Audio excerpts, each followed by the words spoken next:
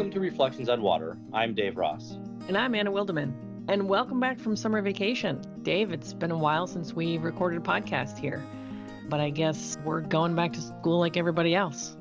Yeah, it has been a nice summer break. And so my kids are off to school tomorrow. And so I think it's time that you and I spend a little more time in the studio and record some podcasts, Anna.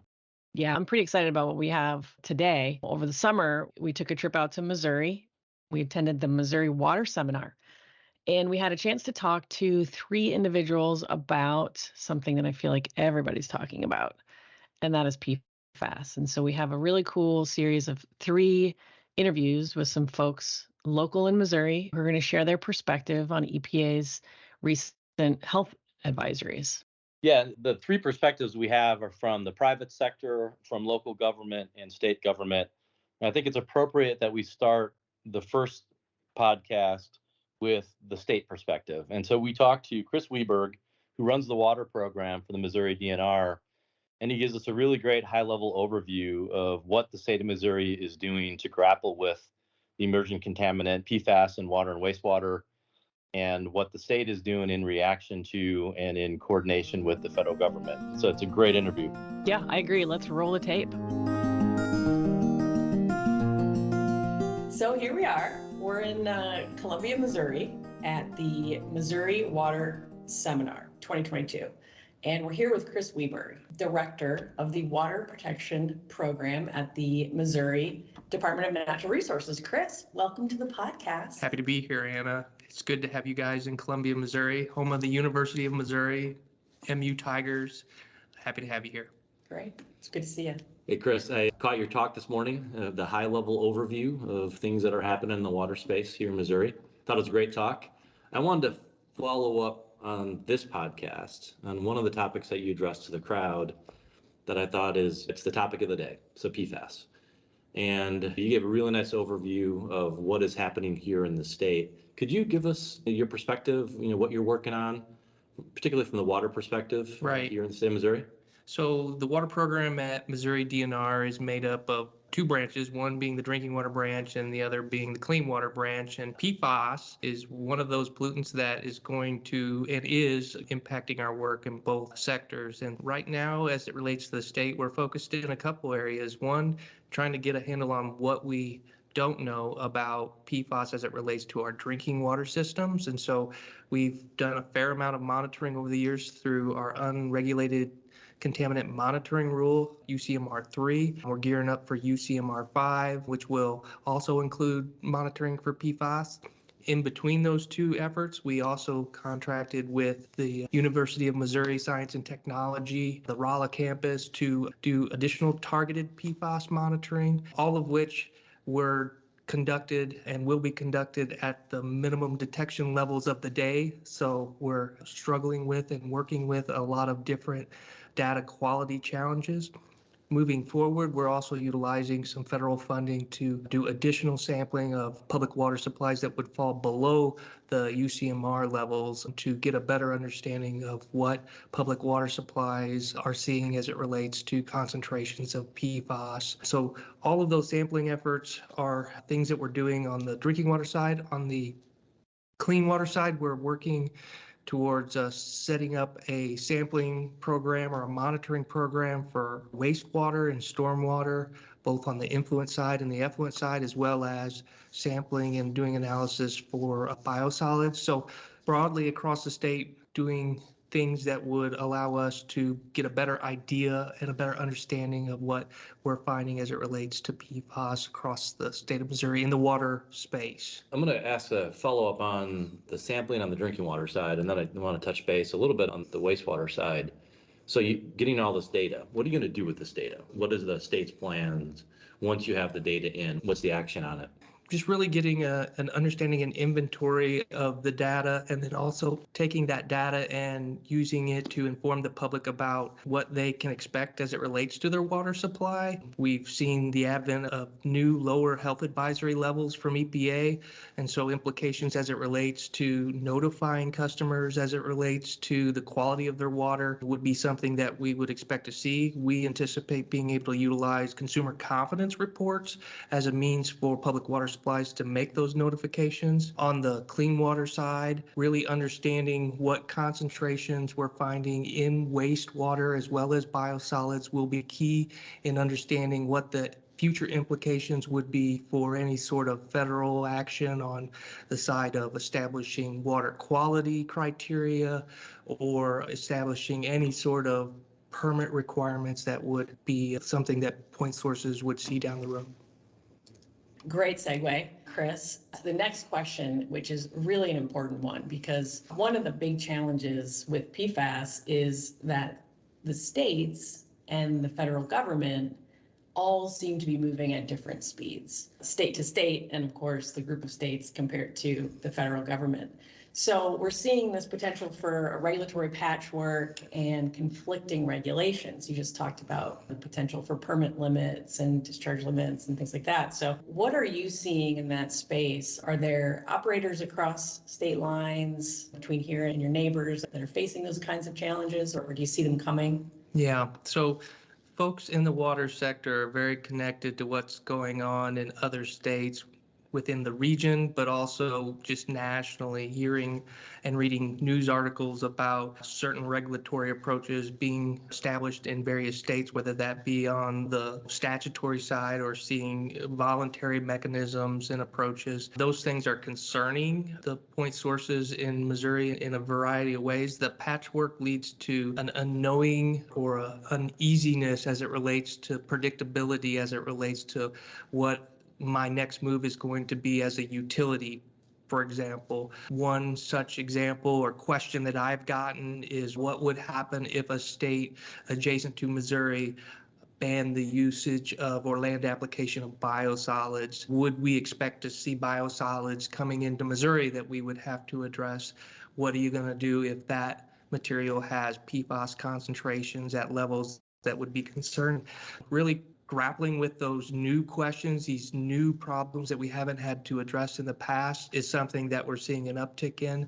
Additionally, Missouri is the #2 cattle producing state in the country, and stories and issues that result from PFAS contamination of the landscape that have led to impacts in the agricultural sectors also play heavy on what we do as a state moving forward as we establish whatever public policy we establish for this pollutant. It plays on a lot of different sectors and it impacts a lot of different individuals across the state. And so really figuring out what that needs to look like is important to the state of Missouri. We are the show me state, so our decisions will be based on data and information that we collect, and it's almost a demand of our stakeholders that we do and approach this issue that way.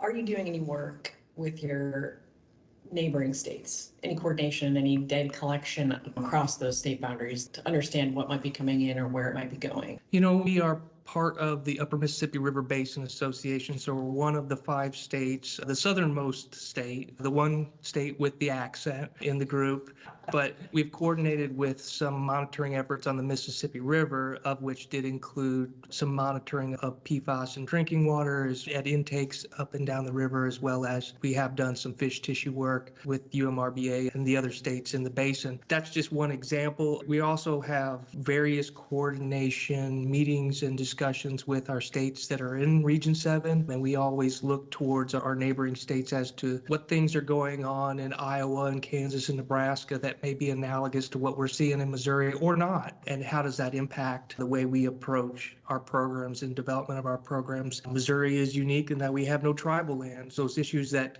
come from that EPA interaction with regard to the tribes is not something that we have to deal with so much in Missouri. That being said, we do have some tribal lands in Region 7, and so how standards are approached in those other states do make a difference to Missouri because some of those waters are upstream waters of Missouri, and so figuring out how that is approached is important to us. So there's various activities that are coordinated with other states or associations or organizations that lead to a consistent approach, if you will, or as consistent as we can manage as it relates to any sort of regulatory program. I will say, though, every state is unique and has its own challenges as it relates to whether you're developing water quality standards or approaching a drinking water situation. And each state has different drivers, if you will, and what works in Iowa doesn't always work in Missouri, and so on and so forth. So expect there to be differences, but to the extent that we can coordinate and approach it consistently, that's our goal.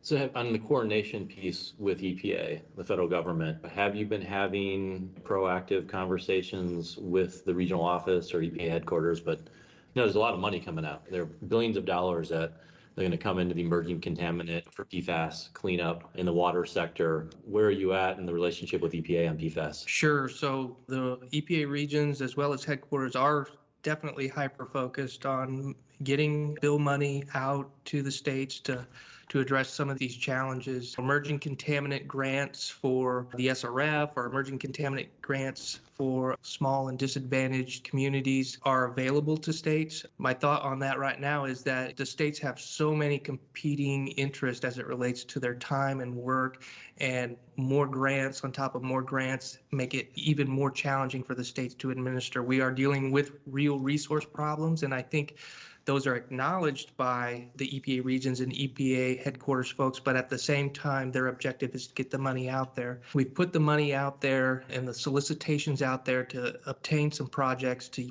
further utilize emerging contaminant monies, although these early years of those grants are seeing very few applicants that are really moving forward with projects to address emerging contaminants like PFAS, mainly because they don't know they have a problem yet potentially. And so as this problem identification phase moves through the state, we would expect to see more projects, but early adoption of granulated activated carbon or some sort of reverse osmosis on a drinking water system won't be in the cards for at least the next couple of years for Missouri, just because we don't have applications raring to go at this point in time. Additionally, that puts us in an awkward position where there are other grants that come available. So we've got $13 million in our hands right now for emerging contaminants. We've got one project that's lying in the wings. EPA is going to meet with us next week to talk about a small disadvantaged community grant for emerging contaminants. We're going to be evaluating whether or not that makes sense for the state. But when you're sitting on X million of dollars for a problem and there's this other money that is potential for that, but you're not able to spend it, it may not be in our best interest to tie up those dollars in Missouri, unfortunately. And that's an awkward position for the state to be in because we want to get this money out to solve problems. We just don't know what our problems are yet. And so the speed at which the grant money's coming is a little bit troubling. Do you think the new, and you mentioned earlier, the new health advisory that came out, the interim health advisories for PFOA and PFAS, and the final health advisories for Gen X and PFBS. Do you think the new health advisories will accelerate the need or the infrastructure pipeline as people begin to go out and sample? Earlier, UCMR 3, you may have data out there that was a non-detect or not at the 70 parts per trillion in the past, but suddenly it is now. So what do you see that as an accelerant? I do see it as an accelerant. I do, though, see that resources will limit our ability to stand up widespread sampling programs that cover the whole universe in a quick fashion. So you're still talking about a 2 to 3 year program for sampling the public water supplies in the state of Missouri. We currently have 2,700 public water supplies in the state of Missouri. We won't be sampling all of those because some of them are very small transient type systems, but the ones that are community systems, we intend to get through all of those and sample all of those over the next 2 years and then have UCMR 5 on top of that. But you're still talking about a 3-year monitoring program. You'll see some early projects avail themselves where we do have health advisories where the public does demand that a public water supply address this problem, and the opportunity through the SRF or the opportunity through other emerging contaminant grants will lend itself to an infrastructure project. But until you have a problem, it becomes quite difficult to address that problem. I think the situations exist. It's just we'll have to have the data to move the needle to that next step. So with that backdrop and knowing that you are in the middle of this huge data collection exercise, how is the state dealing with the risk communication element? In other words, how do you talk about whether your communities might be at risk or not based on the new health advisory levels? So let me start off by saying I think Our position will always be to over-communicate a situation or an issue as it relates to PFAS or health pollution issues that address or impact public health. We intend to over-communicate that information out to the public and deal with that as it may come. That being said, utilizing some of our tools with regard to GIS, so geographically showing or demonstrating where certain water supplies have had detections or where certain water supplies have had levels that are higher than the health advisory or subject to the health advisory would be one thing that we seek to do. We also have put out some action plan information or FAQ information on our website to help express and communicate concerns with pollutant of concern. I think our public demands that we be open and forthcoming with the information, and it's our intent to be forthcoming with the information. The double-edged sword or the other side of the coin is making sure that information and that communication is such that it's clear and that there aren't any unintended consequences or issues that rise to the level of concern where there need not be concern, and what would the unintended impact be to a public water supplier or to a city or an industry that's adjacent to or a military installation where potentially the problem isn't that, but maybe it's just contamination of a sample unintentionally through the sampling process, making sure that information is clear when it's out there so that you don't have any casualties or unintended casualties of the communication. So that weighs heavy on our minds, but at the same time, that risk versus reward conversation always ends up where we're in a place where we're going to over communicate an issue just to make sure that everybody knows what's going on. Earlier, you mentioned each state may be approaching PFAS issues slightly differently. Early on in this discussion, you mentioned the consumer confidence reports, and these are health advisories. They're non-regulatory, but yet thinking about creatively on how to use existing communication tools like the consumer confidence reports. Have you had conversations with EPA? You may be creating a framework that other states might be interested in. Yeah, that's a good question. Early on, when we got the draft revised health advisories, we stepped back and wondered to ourselves, how are we going to work with communication with our local public health agencies and the Department of Health and Senior Services with regard to this information? How are we going to have that communication with the public water supplies in the event that there needs to be some sort of notification under the health advisory, and how does that work? Is it something separate than a consumer confidence report? Is it a special notice, a special public notice? How does that look? We met with EPA Region 7 and asked those questions, and we're happy to hear from Region 7 that they felt that the consumer confidence report is an adequate mechanism to inform the public about the quality of the water that they're getting from their public water supply. As I mentioned, double-edged sword, consumer confidence report only comes out at a very limited frequency, and we are sensitive to the fact that some of the public may not tune in or catch that bit of information and find that it's not adequately expressed to the public at large. And I think in those situations, we're going to have to work with the public water supplier on some sort of risk communication plan to help express to their customers what the situation is, whether it's something that you need to be concerned about or not, and what the appropriate next step would be, whether that's evaluation of some sort of barrier technology like reverse osmosis or granulated activated carbon, or do we need to do more analysis and sampling? Do we need to figure out why we're having a problem? Do we maybe need to look for an alternative water source to blend and then deal with that issue in these mechanisms? These are conversations that largely will end up being quite protracted and longer, and figuring out what that needs to look like will be important next steps. But at that time that it avails itself will be when we have that conversation with the water system. It sounds to me like you guys are grappling with all of the issues that I think communities and states and leaders are grappling with across the country. And it sounds like we're going to be seeing a lot more from the Missouri DNR as the data is collected and as you work to get some of those materials out into the public for consideration and consumption. So, Chris, you've been extremely generous with your time today. We won't tell anybody that you snuck out. So quick, get back down there. We know you have an important role here at this conference, so we appreciate the time. Thank you. Appreciate it. Happy to do it. Yeah, thanks for joining us, Chris. Happy to share. Thanks. Copyright Troutman Pepper Hamilton Sanders, LLP. These recorded materials are designed for educational purposes only. This podcast is not legal advice and does not create an attorney-client relationship. The views and opinions expressed in this podcast are solely those of the individual participants. Troutman Pepper does not make any representations or warranties, express or implied, regarding the contents of this podcast. Information on previous case results does not guarantee a similar future result. Users of this podcast may save and use the podcast only for personal or other non-commercial educational purposes. No other use, including without limitation, reproduction, retransmission, or editing of this podcast may be made without the prior written permission of Troutman Pepper. If you have any questions, please contact us at troutman.com.